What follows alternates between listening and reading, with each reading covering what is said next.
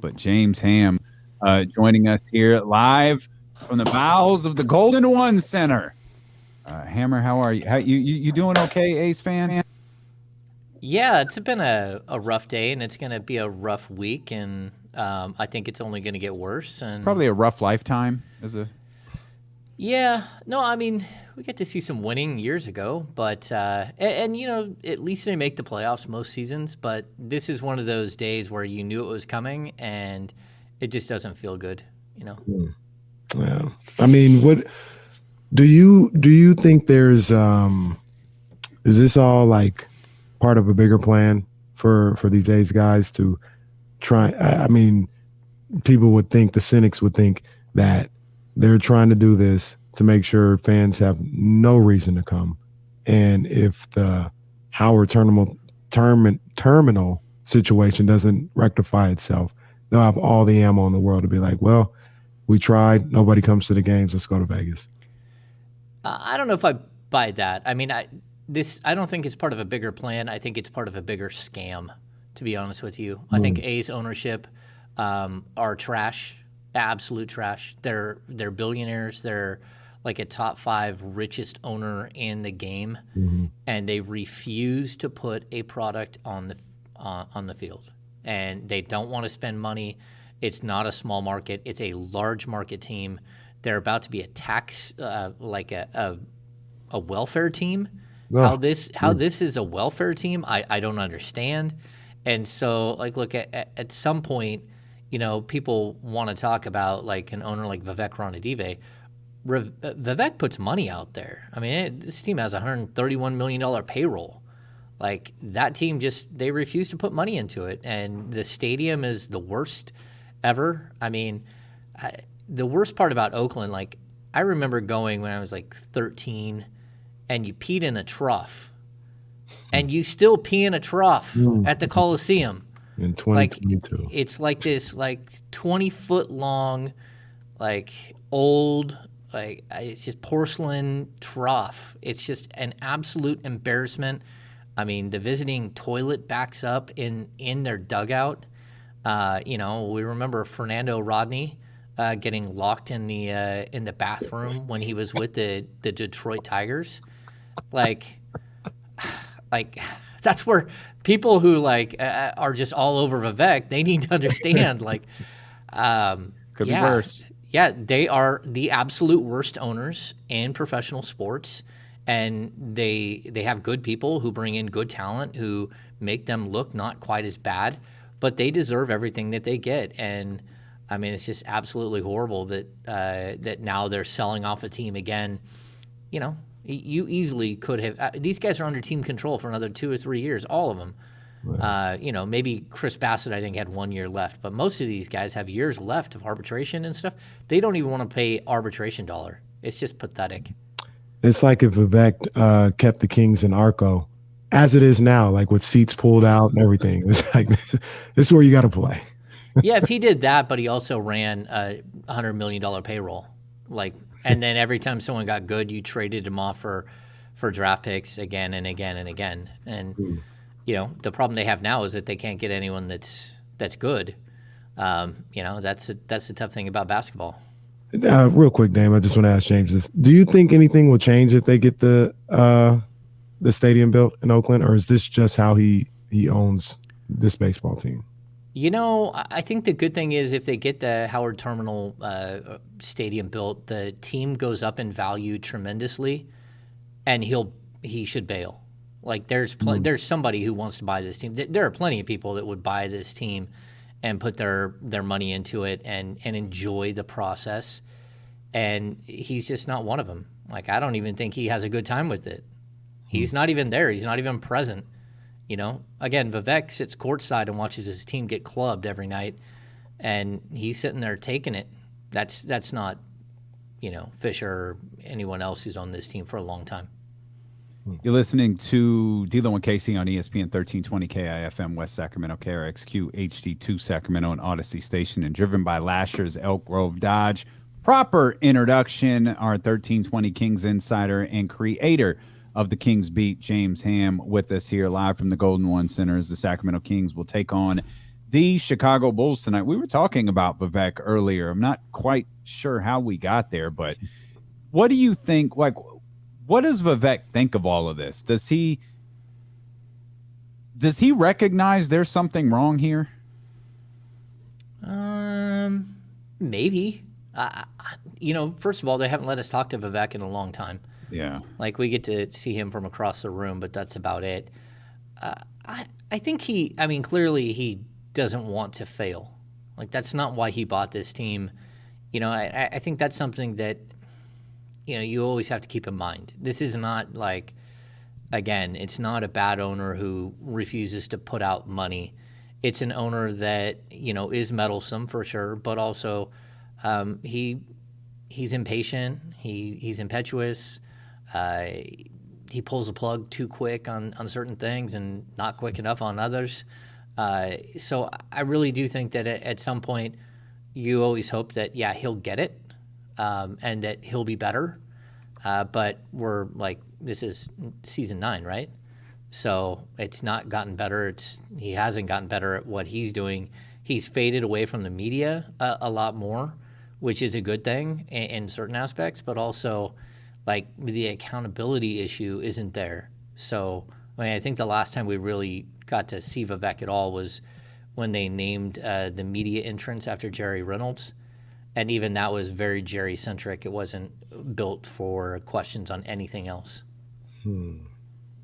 I look at Vivek, and we asked the question earlier, like, what is he saying to try and improve this whole situation to himself, right? Like, look in the mirror and be like, I'm very successful in other walks of life, other businesses. I've made a lot of money. I've been extremely successful. So I'm not this idiot. It's just in this particular situation, and like specifically with the team on the court, I just can't get this right. And we said, well, what would he say to himself to say, hey, this is what you got to do to get this right? I said he might be like, hey, you're a winner. You bet on yourself in every other situation. Bet on yourself again and turn this thing around. The unfortunate thing about that, though, is, maybe betting on himself would be to kind of step back a little bit. And I don't know if maybe he sees it that way.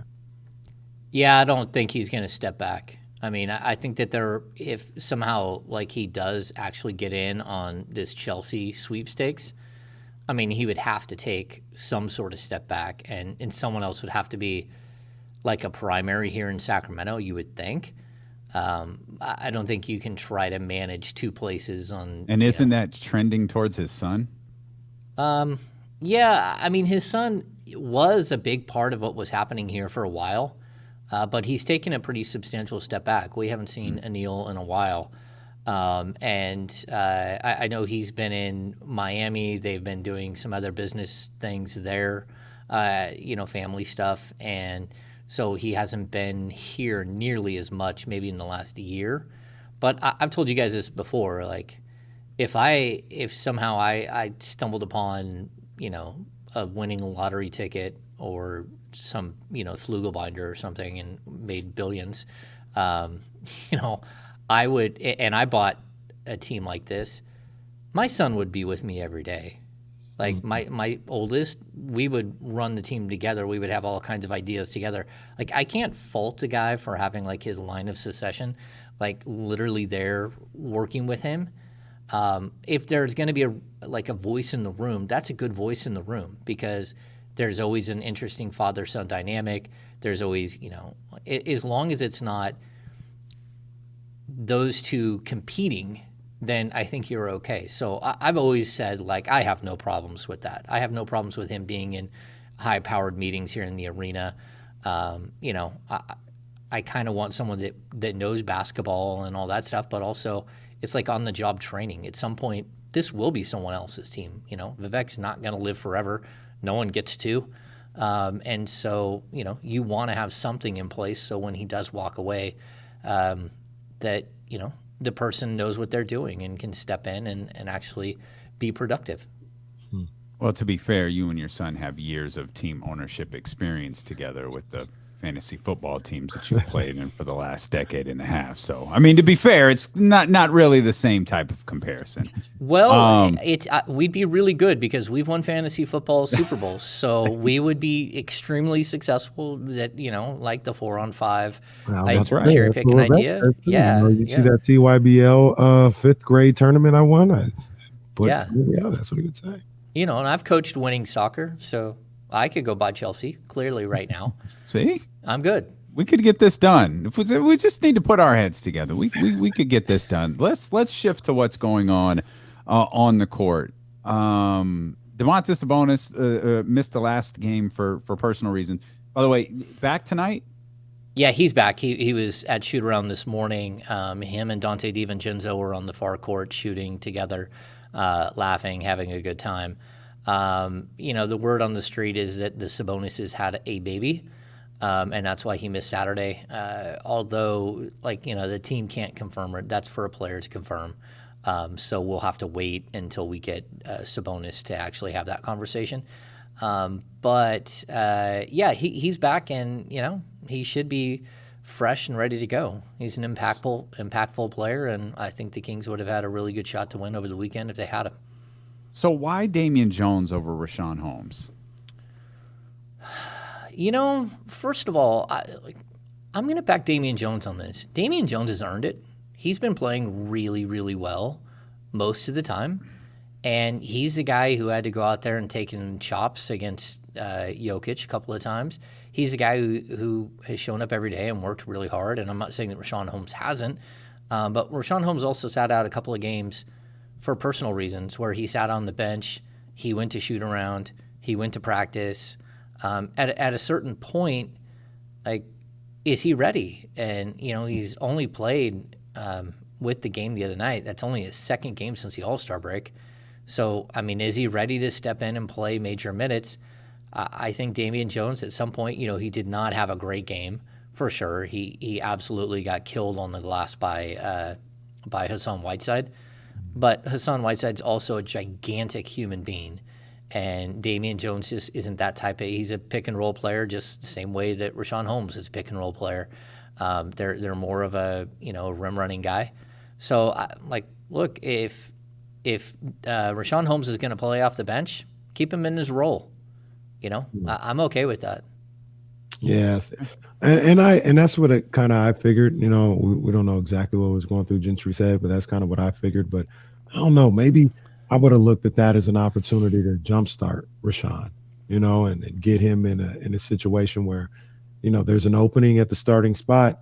Let's see if we can get you some extended minutes and get you in a familiar role and maybe get you going again. It's not like, you're going to start when Sabonis comes back. We're not saying that, but get you with the starters, get you playing good basketball, and see if you can pick up his play with starting him in that situation.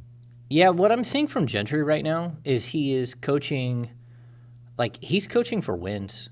They're not winning, but he's coaching to build a culture for this team, to not just run a bunch of young kids out there and let your veterans get clubbed by 25.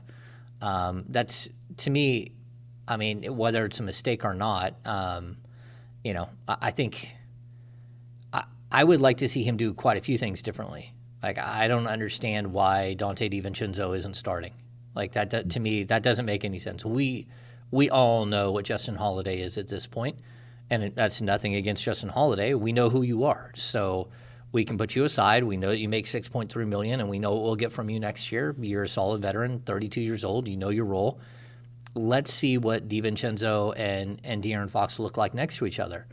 Still haven't seen it. We might see it tonight, but that's because Justin Holiday has a non-COVID related illness, which cost him the second half of the last game.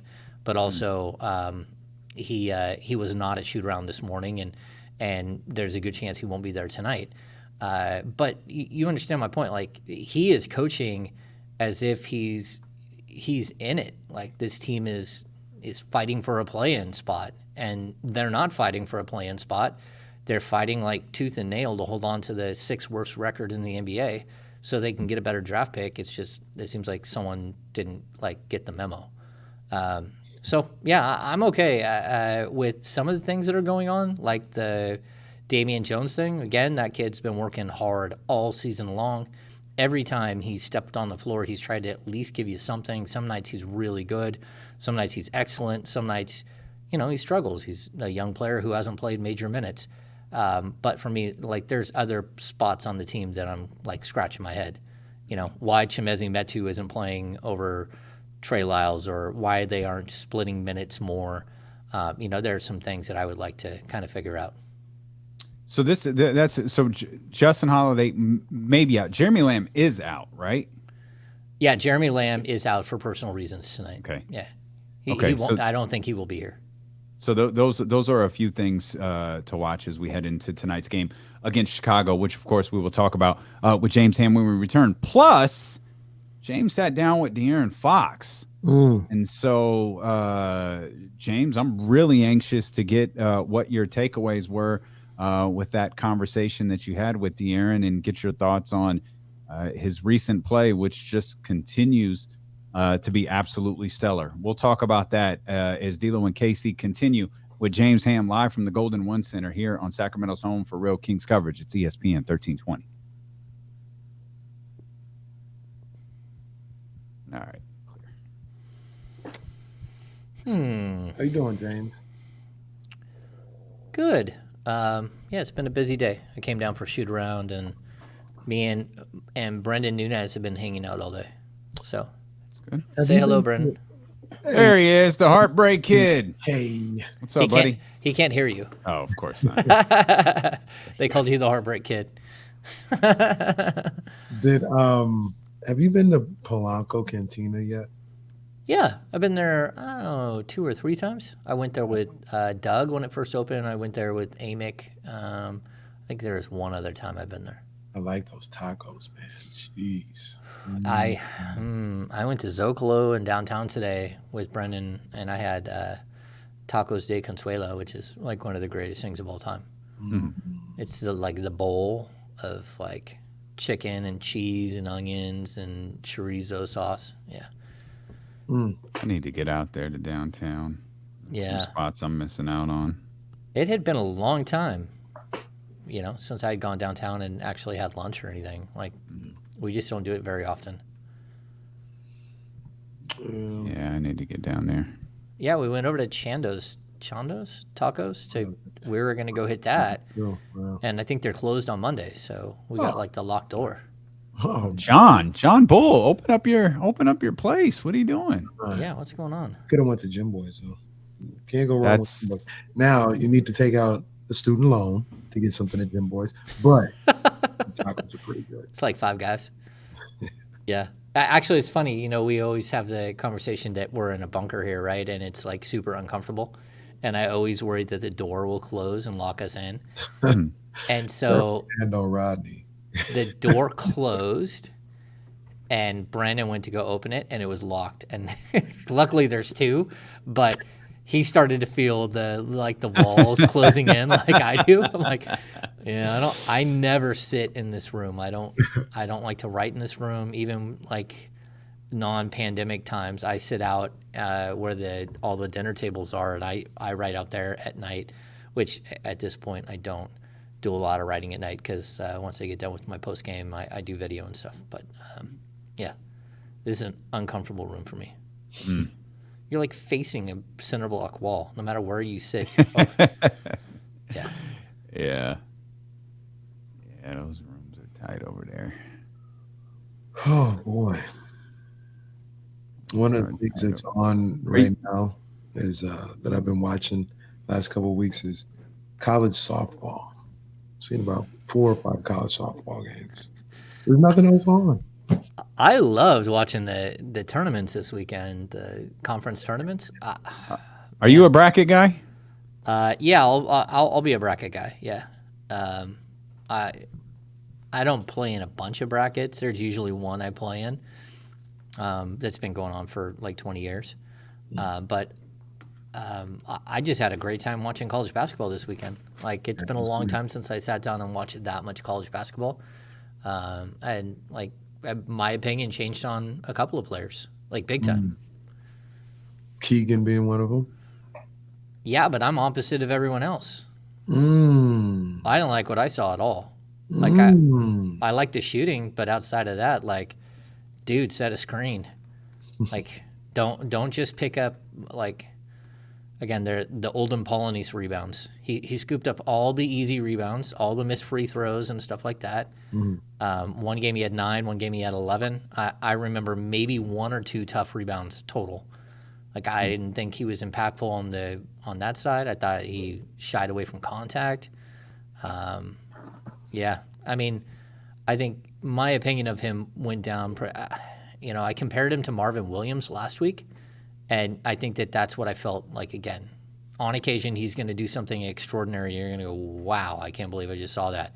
But these guys are saying he can defend 5 positions, and That's excessive. Right? I didn't see that at all. I didn't see him block a lot of shots, like as a weak side shot blocker or anything else. We're coming back here, guys. All right. Sorry.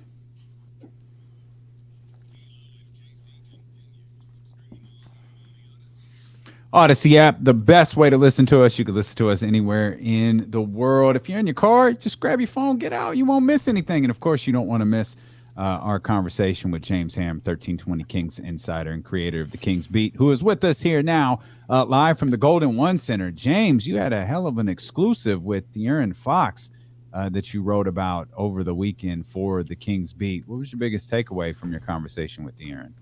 I'll say this. It was so nice to finally be able to take our masks off inside the practice facility and actually sit down next to somebody and have a real conversation.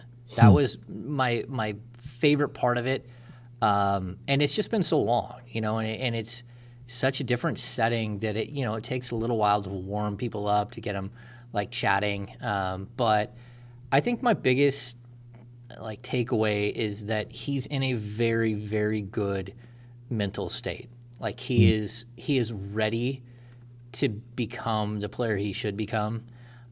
He loves playing with Sabonis, absolutely loves it. He loves how much pressure he takes off of him. And I think he knows that he's still the face of the franchise and he's still going to have huge expectations, but now he has someone else who's willing to stand alongside him and help him with those expectations, to manage those expectations. And so those were some of the things. I thought it was good to sit down and actually, I've known De'Aaron for 5 years, but we haven't got to see each other for 2.5, really, 2, whatever it is, and to really be face to face with someone and hey man, what's going on? It was cool. It was cool to have that time, and I think it was 7 minutes, 8 minutes, but still, it felt like old times, sitting in the locker room and hanging out with him and having a general conversation. So it was cool. And I want to hear even more details, what you took away from that conversation. But I mean, do you feel that sense of peace from him, even in the post games or anything like that, compared to what we saw earlier with, him slumped in the chair? I mean, they're still losing, right now. But is it just a different vibe from him when you see him night in and night out right now, as opposed to earlier this year? It's 100% different, completely different in my opinion. He really has, the weight has been lifted off of him. And again, it's not about any one person. It's not about, all of the losing or, I think it's just that he even brought up Russell Westbrook. He said, look, everyone sees how Russ is struggling and how everyone's just heaping on him right now. It's kind of how he felt. He kind of felt like the way that Russ is feeling right now, where you go from, everyone thinks you can't do anything wrong, to all of a sudden, you're the poster child for everything that's gone wrong and the reason why you're missing the playoffs for 16 years, even though you're only 24. It's all your fault. And so, yeah, I think we're seeing the weight lifted off of him, and the joy of the game, even if it's not in wins, I think right now they understand that they're building something, that they're improving, that they're playing really solid basketball, even though they aren't winning. They aren't losing by 40 points. Most nights they're not losing by more than a couple if they, in their losses. So I think that there's just an idea around this place that they're on to something, and what they are onto is a really, really potent duo that could, be excellent for a long time if things work out the right way.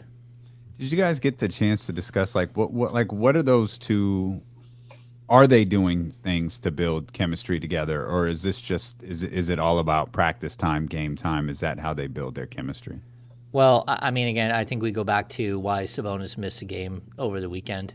I think Sabonis is going to be like slightly distracted, but at the same time, they are doing what they can do to build chemistry on the fly here. And I think one of the other really, the interesting things that he talked about was like every time they played Indiana, they knew to take away Sabonis's left, right, to force him to go right. And when you put two players that are left-handed on the same side of the court and they're working a two-man game, the initial thought was, okay, well, go ahead and force De'Aaron Fox to go right. That's what everyone tries to do. They try to take away his left and force him to go right. Well, if you do that and De'Aaron Fox cuts to the middle of the key, that allows Sabonis to go right around to the left. So the fact that they're both left-handed is actually a really tricky way that this thing is actually finding some success. And I'll point this out, Marvin Bagley is left-handed as well. Marvin Bagley's not a passer. Like he was never going to work in those two-man games because that's not who he was. He was always looking to get his, where Sabonis is just trying to figure out ways to get everyone involved and make his teammates better. So I really do like the combination going forward, and it's that again. That's one of those things where Fox is pointing it out very specifically. Like it's different playing with number one, someone that can pass, someone that can take all the pressure off him, you can run the offense through for long stretches, all of those things. But it's also there's some little tiny things hiding within their games that actually open things up for each other. So, James, it's interesting hearing you say like you got a sense that he feels like the weight is off of him and the pressure's off of him and things of that nature. And I think I kind of understand the way De'Aaron is wired. So I think I have my opinions about what it is, but I'd like to hear what you think and for the people to listen to. I feel like there still should be some pressure on them. They're not winning, and this year is pretty much done. There should be a sense of urgency to turn this around for a number of different reasons. Just trying to win for his own personal gain, for the way it's going to affect maybe his early legacy. Sabonis, if he likes Sabonis so much, to keep him here, you got to win. I mean, is there a deep breath that he took, but he still understands the sense of the moment and what's at stake at this moment with this franchise? Yeah, I asked him very specifically, how do you take what's going on right now, bottle it, and walk into next season with it? Because I was on it, you did not have a good start to the season, and he knew that. And he said, we can, you can't just talk about it. You have to actually go out and do it. But also that, they're going to keep close contact all summer. They're going to get together. Good teams or teams that are trying to be good, they stay connected all summer. They have workouts together at different times. They try to focus on, spending as much time together as possible during the offseason. Everyone's going to do their work. He's going to work on becoming a better three-point shooter, and he's going to work on, staying in front of his man and getting stronger for those moments. And but at the same time, he's very, very aware of what happened this season and how he did not come out and play well and how that impacted this franchise's ability to win on a nightly basis. And I think he's ready. Again, losing the voice of Tyrese Halliburton in that locker room, and even, to a certain extent, Buddy Hield, Tristan Thompson, noisy guys, for sure, guys who talk a lot. It opened a door for Fox to maybe come back to being a leader, because we've seen this before where he had a major leadership stake in this team, but he's getting back to it. Again, I think we talked about this last show. For as much as Tyrese Halliburton will acquiesce to De'Aaron Fox on the court, I think Fox will do that with other people off the court, he would prefer to be quiet. It's his nature to be quiet, to be an introvert. And now he realizes that, like, the guys are really relying on him to become that next level guy. And in order to do that, it has to be more than just going out and putting up a bunch of points. He has to be more vocal on the court. He's got to be more vocal in the locker room and saying things that matter. And I think people do listen to him when he talks. He had 2 pretty big games without Domantas Sabonis in the lineup. Is that just a growth in confidence as the year has gone along? I think he's just rolling. Like, when you get to a certain point where the ball's going in, and it was, what did he shoot? Like 5 of 8 from 3. Like, once he starts hitting from the perimeter, 5 of 10 from 3, I think it ended up. But when he starts hitting from the perimeter, you just see everything. Like, it changes everything. Like, guys can no longer go under screens. Now they're going over the top of screens, or they're racing out on him. He's blowing right by them. What we're seeing right now from him as a player is just, like, remarkable. It's confidence exuding on every play.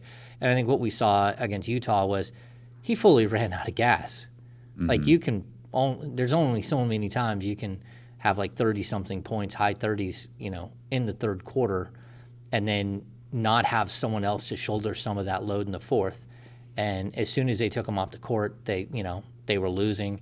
They put him back on the court. He just looked gassed. He looked gassed for a couple of possessions, and those couple of possessions cost him big time. And I think a lot of people need to know too, like, it's not like we're the only ones who see where they're at in the standings and look at the draft and think what a top 3 pick would mean for this team. Like, I know these guys want to win, and I know they go out there every single night, but at the end of the day, like, this is the best of all possible worlds. If you're a Kings fan, you want to see your team fight. You want to see them be in games. You want to see them be physical and have games like Fox going off for 41 points or 44 points. But at the end, like, your opportunity to win and to make winning be part of something that means something this season, that's over. That happened a long time ago. You're done. So show us fight. Show us that you're engaged and that you're improving as players and that you're getting better as a team, all of those things. But at the end of the day, like, losing is the best thing for this team right now. You don't want to lose every game the rest of the season. You need to have some winning so it doesn't just get so pent up and crazy in behind the scenes. But, these guys watch college tournament this weekend like everyone else did. Like, they watch the conference tournaments and like, they're looking at players and thinking, how would Jaden Ivey play alongside De'Aaron Fox? How, Banchero or Chet Holmgren or Jabari Smith Jr., how would these guys look in a Kings uniform next year? And it's only human nature, but if you're a player, that's what I would be doing at this point too. I saw the same thing that you saw him with De'Aaron Fox and seeing this jump shot fall. And it just reminded me, when that jump shot, if he gets that jump shot to the point where, it can fall on a consistent basis, it takes his game to another stratosphere, to an absolutely another stratosphere. There's been a discussion in the last couple of days about the numbers he's been putting up lately, and those being in Kings losses. Some people call them empty stats. Do you look at what Fox has been able to do individually, and with that not being able to result in wins as being a little bit of fool's gold? Is there I think there's a lot of benefit to it, but is there benefit to it in your eyes that he's able to do this and they're still not able to pull out wins? There are guys who are putting up empty stats, right? Like, you look every single night, there's guys putting up empty stats in the league. If, like, a handful of these guys would hit their 3-point shots, the Kings aren't on a 4-game losing streak. Like, De'Aaron Fox has backpacked this team for the better part of a month. Just absolutely backpacked them. And there are so many players who are not living up to their game. And so I'm not going to say that De'Aaron Fox is is padding stats. I mean, what has he got? He's got 20 point, 10 assist double-doubles on the season, right? 4 of those have come since he returned from injury.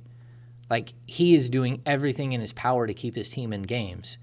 And there are a lot of guys who aren't holding up their end of the bargain. And it's night in and night out. And it's not always the same person, but there's a group of players that need to be better. Or you got to try different players. But at the same time, like, look, it's not De'Aaron Fox's fault that they've lost 4 straight, or that they've lost, what are they, since a trade, are they 4-9 or 4-8, something like that? It's not Fox's fault that that's happened. Is there a game or two where he goes cold at the wrong time? Sure. But at the same time, like, he wouldn't be taking those shots if he wasn't already rolling. I mean, he's got, 14 straight games, 15 straight games with 20 or more points. Like, I mean, he's doing everything in his power to keep this team in it.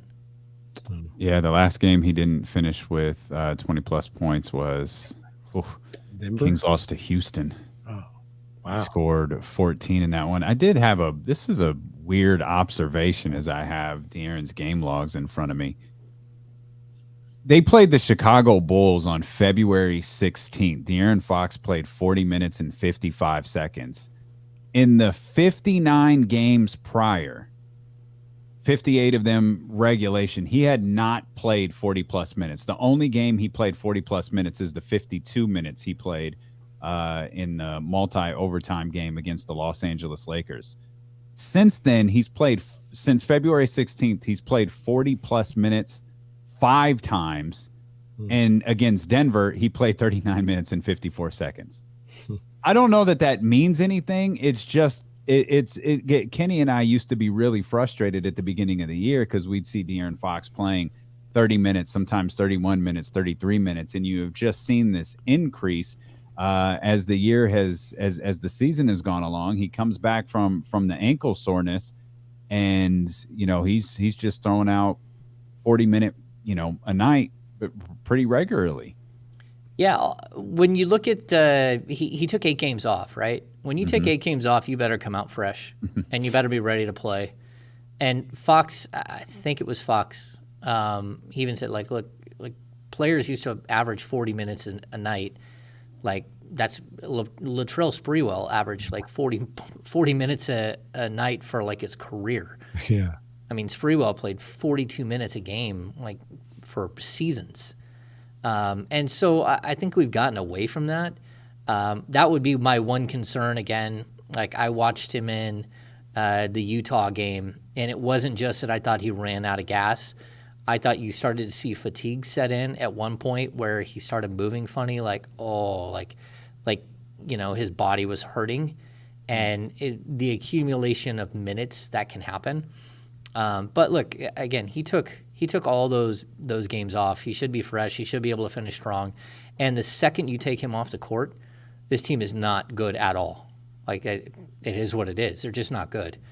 And so, like, you need to figure out who fits with De'Aaron Fox. So I need to see Dante DiVincenzo. I need to see Davion Mitchell. I need to see, like, these players that could be here long term. They need to be playing next to him and see how they fit.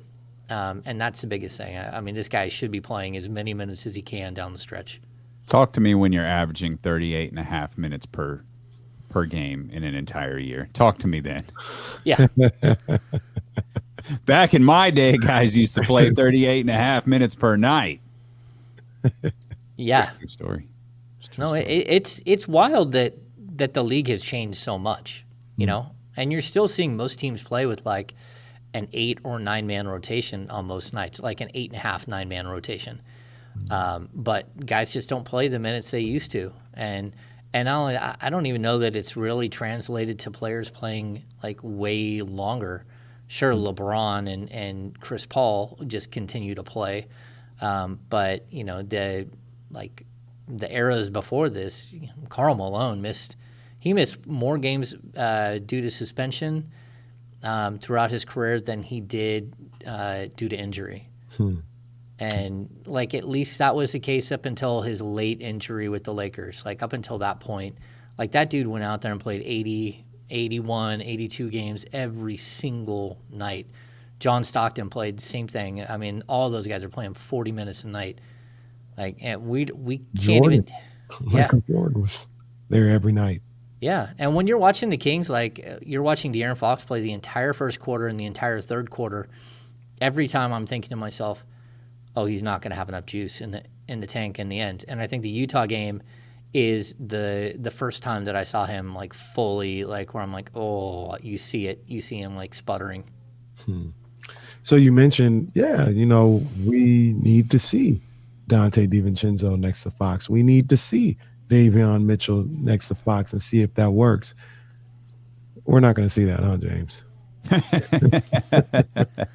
Man, I hope so. I want to see Davion kind of get out of his, he won't call it that he hit the rookie wall. We talked to him this morning at shoot around, and he's a good kid. He's a hard worker. He's frustrated. He doesn't like that his minutes have been inconsistent, but he also doesn't like that he's been shooting inconsistently. And so I think, we're going to see probably a strong finish from him, I would assume, because he does want it so bad. I did watch him hit 48 straight free throws today. And then he was very upset with himself when he bricked one. But that's what you're hoping for here, is that guys start to get like that look. And there's no reason to play this thing out and try to. I mean, what are they? 3.5 games still out of the 4.5 at this point? Yeah, I mean it's over with 14 games left or whatever it is. But at some point, again, I want to see Chimezie Metu get a big bunch of minutes. If Sabonis isn't going to play in a game, it's not Holmes, it's not Damian Jones, it's Neemias Queta, who was on the trip and I think could have done a pretty solid job against Hassan Whiteside. It was about keeping a body on Hassan Whiteside, not about out jumping him or having to block his shot or anything else. They just couldn't.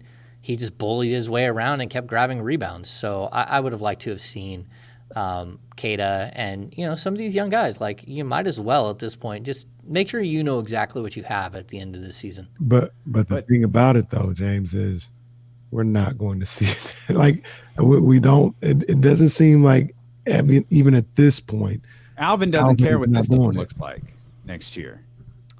No, I think you're right. I mean, if he's not playing, is the idea I understand how this sounds. I apologize. You're trying to win the game, and you don't feel like Neemias Queta can help you do that. Yeah. It's like when he started Alex Lynn a couple of nights ago. It's like, what is he doing out here? Yeah. No, I mean, it's a really weird dynamic to walk into the end of the season. And the other thing you could have done here is you could have just moved on from Alvin and gone 3 head coaches in one season and let Doug finish out the season or something. But I don't think that helps either. I think at this point, Alvin is still playing for his job and with some hope that maybe he can come back next season. Alvin is saying buzzwords in postgame.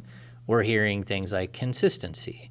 We're hearing things like pace, which I think like Vivek Ranadivé must have tattooed like on his forearm or something, like pace. Like that is such a Kings buzzword. But also like we're building towards something for the future. We're trying to build a winning culture, and we need to win games in order to build that winning culture. These are, again, he's talking about the fan base and just raving about the fan base.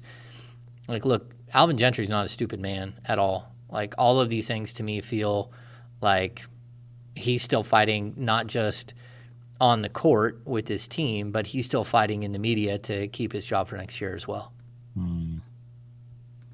Well, I think that's a fight you're going to win, Alvin. I'm a fan. I like Alvin Gentry. I just don't. This ain't it. Yeah. This ain't it. It feels like, God bless, this season's almost over and it can't get here fast enough. It feels like Alvin's been the coach for the entire year. Man. Doesn't it? Like, I recognize that he hasn't, and that's unfair to say about him because he didn't have a training camp that was his and all of that stuff. He very much took over for Luke Walton at I always was it 17 games into the season. Man, this has just drudged along with Alvin at the helm. Like nothing's changed. I don't feel like anything's better. You've used statistics to say no. In fact, things are actually worse. God bless you, brother, but this just is not. This ain't it. It's funny. We were talking today while we were waiting to get into to shoot around, and Brendan was there and Chris from Fox 40, and he's like, "Man, just all the losing. Like, how do you do this?" And I'm like, I look at this season very distinctly. Like, we had the Luke Walton era where things started to spin out, and so there was like a week build up to Luke getting fired, and everyone felt it, and you're like, boy, this is getting crazy. And this team keeps losing by 40, and they keep telling us that they want Luke there. And so you look at that like little group of games and you kind of circle it and go, okay, that was one moment in time with this team. Then all of a sudden Luke is gone. That eats up like a week. The Alvin Gentry era starts, and you're trying to give Alvin, trying to get to know Alvin. You're trying to get into like what's happening on the court and what's different and what's not. And so that's like a 2-week period where, again, you're looking at the season in like these little segments. So for me, as a writer, someone who's covered this team for 12 years, I always start going, okay, I'm in it. You're living in the moment, and the moment is the Alvin Gentry trying to get comfortable stage. Then as soon as we get like to the end of that, we have like the COVID stage where, patient zero, we start seeing De'Aaron Fox and Lou King, and like all of a sudden it starts to build, and we're seeing players go out, and it's just this chaotic moment, and everyone's looking around. We get like, a week and a half into that, and then boom, Alvin's gone, and then now we're in the Doug Christie era. So again, you keep looking at the season as that was like, all this year. Yes, crazy. Yeah, but my point is, you keep looking at this season as like this miserable 24 and 45 record team. But a season is never that, because as soon as we get through that, we start hearing these wackadoodle trade rumors, and we're building up, and we're trying to figure out who's going where, and you're writing about that, and you're trying to see if this team can hold on, and then boom, the trades happen, or we have the De'Aaron Fox like is out moment where everyone's looking around like, what in the world is happening? Right. Then again, we get to the Rashawn Holmes era where he gets poked in the eyes again and again. And so like there's every season, like you really don't look at it as just like this overbearing thing, like pushing your head, like a thumb pushing down on your head until you're screwed into the ground. You're always looking at different moments of the season and kind of living in those moments. And, again, trade deadline shakes everything up. Now we're in the De'Aaron Fox putting up crazy numbers. So, again, I know this sounds wild and crazy. I don't even really think of wins and losses most of the time. It's just a different tone that you put on a game. And every once in a while, I've got to write some just, like, takedown where I just blow people up. But other times where you can write something about Fox where it doesn't matter. The wins and losses don't matter right now. The fact that kid is playing out of his mind, it deserves a deeper look, a deeper dive into it. And so, again, like people always ask, how do you keep covering a team that does that? And I'm like, I don't know. I love it. It's not – no season is the same. Even though they feel the same at the end, they're not the same. And there's always something going on, something you're watching for, something that you're hopeful for. And right now, it's like, I want to see, can De'Aaron Fox do this for another 14 games? Or are they going to shut him down the final 3 games? What is this going to look like? And can he keep being this great? Because right now, he is great. Like, he's an all-star right now. And can he bottle it? Can he carry it into next season? So you broke it down perfectly, everything that's gone down this season. Where are they at now? In your opinion, you went to shoot around or practice today. You saw these guys mentally. Where are they at? Where do you think they're at as far as like the way they're approaching the final? Would you say 14 games of the season? Like where are they at? 1, 2, 3 Cancun? Are these guys looking to possibly build momentum for next year? Like in your opinion, where are they at? Yeah, they're in it. Like we had a shoot around this morning. We have practice tomorrow. We got a game on Wednesday. I don't think they'll practice on Thursday, but Friday you got another. Like they're in it. They're trying to improve. I have not in all my years remembered a season where we continued to have practices this late in the season when you knew the season was over. Like if the season's like it's a dogfight and you got a shot, even if it's like a crazy wild down 2 with like 5 to go, you'll still get practices and stuff. But this is different. These guys are out of it, and if they aren't, I missed that memo. Hold on. Run that back again, James. I never knew this about the NBA. So at this point in certain seasons, teams just stop practicing? Oh, heck yeah. Well, I mean, but there's different reasons why you stop practicing. Like the Kings had a difficult time fielding a team this morning. Again, like Jeremy Lamb is gone. Sabonis is coming back, but he was there. Justin is out with an illness. But sometimes, like you're struggling to field a team, and it's not like they don't practice at all. But it's more film session, it's more walkthrough, it's less media because at this point there's no reason. We've told all the stories, right? So, how many more stories can you keep telling down there? Indeed we have. Yeah. But we haven't. Like, that, I think that would be my point. Like, I can't wait to sit down with Domantas Sabonis and talk about, number one, becoming a father, or number two, like, this is Arvydas Sabonis' grandbaby. Like, these are things, like, I want to dig into. Like, there are some really, really cool stories still to tell. Can Dante DiVincenzo find his game in the final 14 games of the season and become or 13, whatever it is, become a viable piece this summer? Like, there are all kinds of storylines that are still, like, haven't fully built themselves out yet, and I'm still here for it. That's the job. Davion's a storyline too. Yeah. Davion's a storyline, and I think there's a what if, and I'm not talking about like a 10-12 game difference here, but there's a hell of a what if Terrence Davis had been healthy. If Terrence Davis had been 100% when the trade deadline came and went, and he was firmly implanted in that, which by the way, I don't think there's any guarantee that Terrence Davis would have been firmly into that 2-guard position, given some of the sporadic things that we have seen happen with different lineups. But Terrence Davis and his thoughts on this team with him away, I think would be interesting also. Yeah. I mean, like, look, that's the job, right? And people always give up at some point in the season. You see a dip in your numbers and things like that. And it's like, you got to love what's happening. Like, every day is a new day to learn something. And, I feast on the knowledge of it. I love, like, being inside and hearing things that I can't write, but gathering as much data and shoving it in my head as possible to where I can't remember where my keys are, or if I remember to pick my kid up at school, but I certainly know all this other information that's happening. And so those are things where, like, again, these seasons, they don't get old for me at all. Yeah. Perspective. Yeah. That's one way of looking at it. And I just the what if of Terrence Davis, I agree with my partner on that one.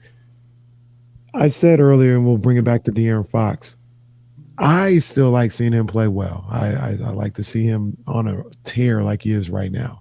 But it feels like there's only two things that matter for De'Aaron Fox at this point in his career, is what he does next year. We've seen this a couple of different times where he'll either start really hot, like he did maybe in, 2019 or whatever, the last Jaeger year, or in the last 2 years, even 3 years or so, he finishes really, really strong. What we need to see next year is from the jump, and for 82 games, consistently being a guy that's 25-7, no more slow starts. And then the other thing, which is in his control, maybe not in his control, but I think as a leader and as a point guard, there is some, accountability for this. The team's got to win. Like, by hook or crook, this team's got to win. He's got to play well, and he's got to win. Or these empty stats and empty calorie arguments are just going to get louder and louder. Yeah. Those are the two things that are left for him in his career. I totally agree with you. Like, he has to show that this is who he is. Like, he can't take a step back. He can't work up to this, because this is like, I guess you could compare this to Buddy Hield hitting 5 3-pointers in the fourth quarter after going 0 for 10 in the first half. I mean, that we're basically in the fourth quarter, and Fox is just lighting it up, and he's been incredible. But I think we can't, he has a new teammate. He has a monstrous new teammate, and he needs more new teammates, better new teammates than what he has right now. And so, I want to, sit here and say it's all about Fox. It's not, because Fox can score 44, and a couple of dudes can miss every 3-pointer they take, and this team loses. Yeah. It is what it is. I mean, you have to have all 8 or 9 guys firing in order for a team to start pulling themselves out. And until you find an identity, and I think that this team will have an identity, and I think they're really working to build that identity in the final 13 games of Fox, Sabonis. If they can build that identity, then the wins and losses don't matter, in my opinion. You got to build the identity. You have to have De'Aaron Fox walk out of this with this positivity that we're seeing right now, him at playing at an all-time high, all-time confidence level, loving the game of basketball. You need to go into the summer with this, and then you have to build off of this. And by that means you have got to get these guys help now. And that's where this completely shifts. We understand how good Fox can be. We understand how good Sabonis can be. We also understand that some of these pieces aren't good enough. And so it's time. If you're going to put the time and money and energy into this right now, you have to change it. You have to change out maybe 5 or 6 of these pieces and find better pieces. We'll start tonight because it's the Kings and the Chicago Bulls. Kings played pretty well when the two teams met in Chicago. They've won 2 in a row. They're in a bit of a different place than they were the last time these two teams played. So it should be a fun one. I mean, Chicago still, they're battling out for seeding. Milwaukee's overtaken them with the Bucks now in the 3rd spot, but they're separated by a sneeze. So this is a game that probably is significantly more valuable to Chicago than it is Sacramento. But if you're talking about laying the groundwork for the future, do it tonight against a good team. Yeah, and try to slow down DeMar DeRozan. I mean, he's not on the same heater he was before, and now Fox is on that same heater. Now Fox is a guy that they're going to have to show that they can shut down. Yeah. And remember, Davion he missed the last Chicago game, and Kobe White lit them up. Keep that in mind too. Yeah. Why did he miss that one again? Sorry, Casey. He hurt his thumb. Oh, that's his right. hand. That's his hand. right. Yeah, that's yeah, right. That's right. Yeah, right into. Yep. Real quick before we got out of here, I think you mentioned something. You said Justin is sick. Yeah, it's a non-COVID related illness. So he's out. We actually probably will get the DiVincenzo or Davion start today, right? Yeah, it's very possible. And either way, he's gonna start 4 on 5. Yeah, either way, they're going to play a lot. Yeah, they're going to play a lot either way because Jeremy Lamb's not playing either. So, he was not at shoot around this morning. And usually, when a guy's not at shoot around, they tell him to stay home. That's not something you want spreading through your team. We have to remember there is a world where non-COVID related illnesses exist, and players get sick, players get the flu, players get the stomach bug. Yeah, the cold still exists. Forgot. I forgot. Cold, flu, COVID, who knows? Just let Kyrie into the locker room, for God's sakes. We appreciate you so much for being with us. That's our 1320 Kings Insider. James Ham was really disgusted with me after that remark. James, we'll be following you tonight. We'll see you back here on Wednesday.